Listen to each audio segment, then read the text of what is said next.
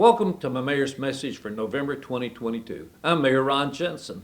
This time of year we have so many great events around the city, and what better person to talk to us about them than Dwayne Strawn, our Parks, Arts, and Recreation Department Director. Dwayne, let's start off by letting know something about one of our greatest November traditions, our annual Veterans Day celebration. Absolutely, Mayor. And we have a history of honoring and loving our veterans.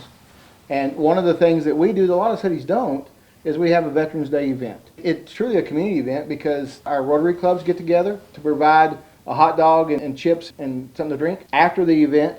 But this is a way that we can showcase not only our Veterans Memorial Park, but also our Veterans Event Center, and to honor our veterans. And so on November the 11th, which is Veterans Day, we have a great service, and it's just a great way to start the day of Veterans Day. It is a great event. Are we doing a flyover this year? Yes, we are. That's a tradition of both Memorial Day and Veterans Day. We've had helicopters, we've had the commemorative Air Force that flies over, and it's just something that's very cool for the veterans to see. Dwayne, also understand we have some Thanksgiving Day things coming up. Explain those to us. What we're very proud of is our community takes care of the community. And so at both Charlie Taylor Rec Center and Dalworth Rec Center, we're able to provide meals from anywhere from 100 to 200 people in each one of the neighborhoods. It's a great time of year to give thanks, but it's also a way for us to reach out to our neighborhood and say, hey, y'all come in and get a good warm meal for Thanksgiving and enjoy time with family. So Dwayne, they need to pre-register. Where can they go online to find out how to register? They just need to reach out to the Charlie Taylor Rec Center or the Dalworth Rec Center so they can put their name on and kind of get a spot in line.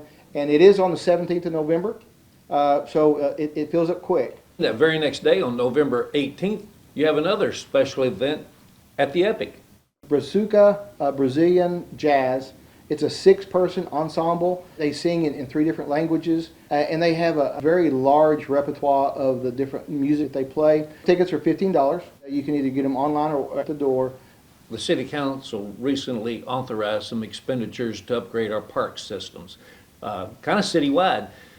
Give our citizens an overview of what we're doing. We got 4 projects that are in the kind of the same phase. We did some park master plans for Mi Familia Park, which used to be Mountain Creek Lake Park, and then Councilman Dabowski was able to work that out and get it back over into GP. With Mi Familia, we're reestablishing some trails. On all of our public meetings, trails have always been and will always be one of the top priorities, as well as some entry landscaping and brand new signage, along with extra trees and some landscaping. And then we're also upgrading our playground. Playground's probably 20 plus years old. It was time. And there's going to be some room for some food trucks, because we know that Mi Familia is very heavily family based, and on the big holidays is just huge families come out. So we want to give them a place that they can gather, and future phases are going to have some really cool amenities also. The next one is Turner. Turner's our oldest park. Phase 1 is kind of the same thing. Reestablish a very large trail loop, and most of these sidewalks are going to be 8 to 10 feet wide. Turner's going to have some swings, some pedestrian swings where you can walk, you can sit, like a porch swing, as well as a brand new playground. The old one, we'll phase the old one out once we get the new one built. And then where we're putting phase 1 is where the old Grand Prairie baseball for the Gophers, that's where they used to be. And there's a lot of people that have played at that ball field. And so we're doing a baseball tribute to that area. We know exactly where the home plate was. There's going to be a little structure there. There's going to be a plaque that kind of gives a history of what that is, because that was a big history of Grand Prairie. Tyree is another one that we've got on our books. We're redoing the pavilion. We're redoing the outdoor basketball pavilion. The bones are good, so we're just redoing it, and then we're establishing a lot of new trail and trying to come up with an event area / game or field practice area. And so all that is coming along. And then our last one is Playground Adventures. We just finished our last phase called Tranquil Adventures. It's very special because it's really designed for children or adults that are on the spectrum, that when they're out with a bunch of people, they can get really excited and amped up. And this is a place that the moms or the dads can take them, and it's still a very colorful, very fun place, but it is off to the side. It's a lot quieter place. They can go in, they can kind of calm back down, and then go back out and get amped up all over again. So we're wrapping that one up. All the projects are they'll be in the bid phase by the end of this year. Construction should start on all 3 of those parks in January. And the goal is this time next year, we're having, 3 or 4 ribbon cuttings. Those are really some great improvements to our park system. I can't wait to see them and have our citizens in those communities enjoy them. Thanksgiving. What we always look forward to here in Grand Prairie is Prairie Lights. Kind of kicks off on Monday night, the Monday night before Thanksgiving, November 21st, with my annual Cycling with the Mayor. You can ride free through Prairie Lights. Just get out there with a bicycle. Be sure and get there before 5:45 because we will lock the gates at 5:45. We'll try to start around 6. And then Thanksgiving Day, November 24th, Prairie Lights opens and runs all the way through till, Dwayne, how long does it run? All the way through New Year's Eve. And, Grand Prairie has truly established a tradition in Prairie Lights. And so that's the awesome part, is we do create memories. There's not a better park to do it in than Lynn Creek with the lake. And this year we're about 5 million lights. I counted every one of them, so I challenge anybody to take me to task on that. But it's a very special time with the park, and so we're excited to be doing it again this year.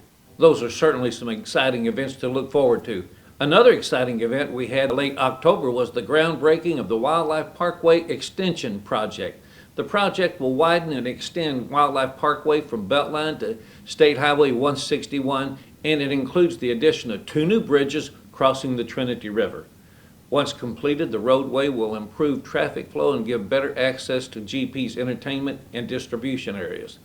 It will also improve traffic circulation to and from I-30 and State Highway 183 and provide a critical new route for fire and police response, which will prove especially useful when I-30 is experiencing periods of heavy traffic. The project is set to be completed in 2 years.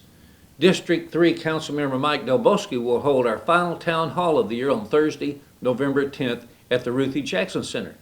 This will be an open forum where you can ask him or any of our staff questions concerning the city of Grand Prairie. Residents from District 3 are welcome to attend in person or virtually. Visit gptx.org for more information.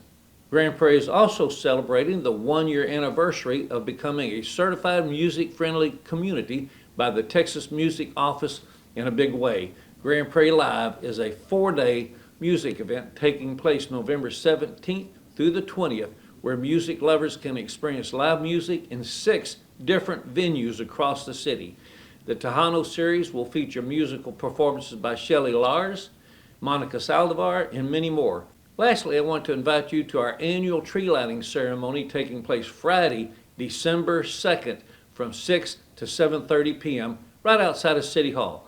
This year's event will also include an ice skating rink and food vendors. Come help us kick off the holiday season in downtown Grand Prairie. In the meantime, on behalf of everyone here at City Hall, I want to wish you all a very happy Thanksgiving. And until next month, be kind, stay safe, and live life grand in Grand Prairie.